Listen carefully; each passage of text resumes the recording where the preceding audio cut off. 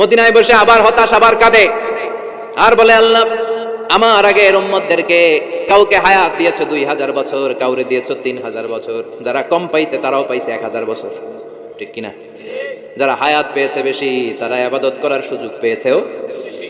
ওয়া আমার উম্মতি মা বাইনা 60 ইলা 70, কিন্তু আমার উম্মতের গড় বয়স হলো 60 থেকে 70। 60 থেকে 70 এর মধ্যে শেষ। যারা বয়সী পেল 60-70 কি আর ইবাদত করবে? আগের উম্মতের এত বছর বেশি দিলা কেন, আমার উম্মতের কম দিলা কেন? বিষ্ণুনবীর টেনশন আছে না নাই? আবার হতাশ, আহা আমার উম্মতের কি হবে? উম্মতি উম্মতি আজীবন কেঁদেছেন। আল্লাহু আকবার। ও নবী, ওদেরকে হায়াত বেশি দিছি, কদর দেই নাই। আপনার উম্মতদেরকে হায়াত কম দিছি, কিন্তু লাইলাতুল কদর দিয়েছি। লাইলাতুল কদর খায়রুম মিন আলফি শাহর, 1000 মাসের চেয়ে সেরা।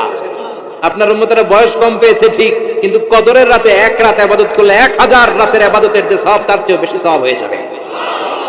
বিসমিল্লাহ।